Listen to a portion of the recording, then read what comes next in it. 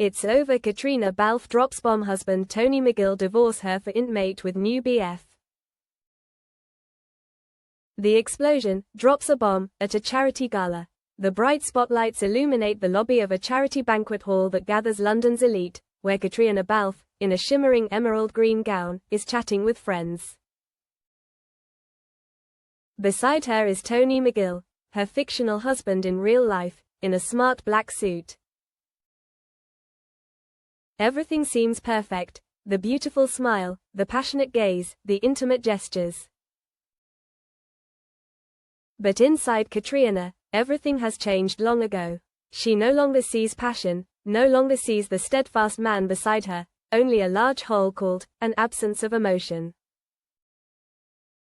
In the other corner of the lobby, another man, her new boyfriend, a fictional alias Liam Wright, a proud and mysterious young British actor. He has just re-emerged into society, smiling calmly, his eyes confident as if he controls the spotlight. Some people commented that they were two opposite poles. One was calm and mature, the other was passionate and passionate. And then, amid the gentle waltz music, Caitriona gently placed her hand on Liam's arm, her eyes touching the light. She said softly, "Are you happy to be here?" Liam looked at her, smiling, but his eyes seemed to touch every corner of her soul. "Very happy, but the happiest thing is to be with you right now." Only she heard that sentence. Tony, standing next to her, suddenly frowned, but that gentle man only raised his glass, nodded slightly, his smile still innocent. Everyone looked, but no one was perceptive enough to realize the earthquake was approaching. And then, the situation exploded. Caitriona took the MC's mic, signaling the final performance. She stopped the music, fell silent. All eyes were on her. Her voice, which had been heard on the big screen, was now low and cold, frightening. "Tony, thank you for all the years we spent together.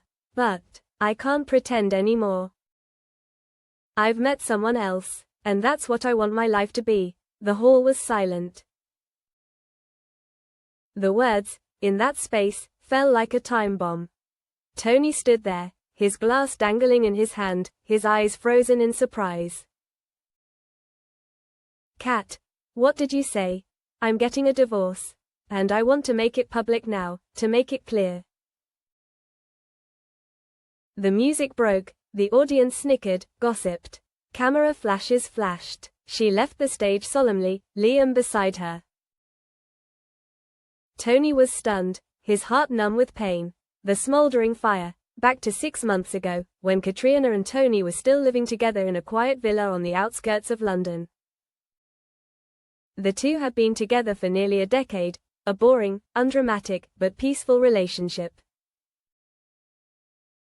Tony was a businessman, gentle and stable.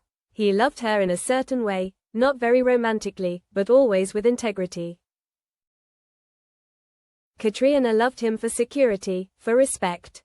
They had a home, but over the years, the fire had died down. A few weeks before things escalated, Caitriona had accepted a job in an ad in Edinburgh, where she met Liam Wright. He was a young, fiery artist, passionate about art, the opposite of Tony's calm. The "something changes" lines happened. Their eyes met furtively, their smiles were broken backstage, their emotional synchronicity made her notice a strong sign of life in her heart that had long been dormant. Then one day, while Tony was away on a long business trip, Caitriona and Liam spent the evening together in a small bar. The wind blew gently through the window, jazz drifted through. She asked him to sing. And Liam took the mic, off script, and sang, "I fell in love with your smile, light up my life." All eyes were on him, but only she could see the fragile crack in her heart that was vibrating, for the music, for the voice, for another man. The next day, Caitriona called Tony. The chain vibrated while he was in a meeting. She suddenly burst into tears. He was bewildered, explaining. She couldn't say, "I was wrong," but only muttered, "I'm not happy," and hung up.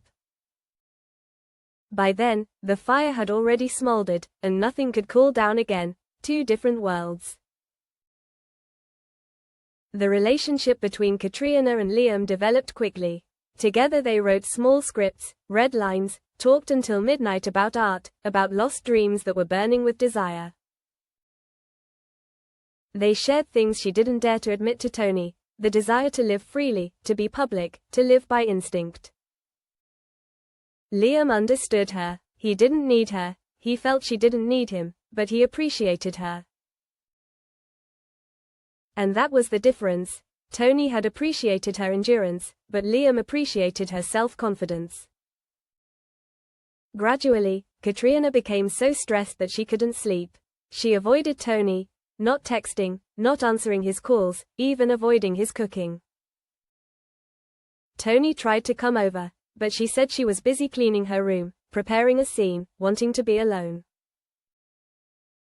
He looked at her across the room, pleading, "Cat, you're avoiding me, tell me." But she only gave him a blank stare, disappearing into the night, the final outburst. The punchline at the charity party was a blowout that had been building for months. But before that, on a rainy day, Caitriona walked into her familiar office. Tony was sitting there, hugging his laptop, his eyes red. "We have to talk." She looked embarrassed, bowing her head. "I don't want to pretend anymore. I found inspiration with someone else." Tony stood up. "Someone else? Who is he?" "His name is Liam." Tony's face went from bewilderment to extreme hurt, spiraling down into a dark abyss.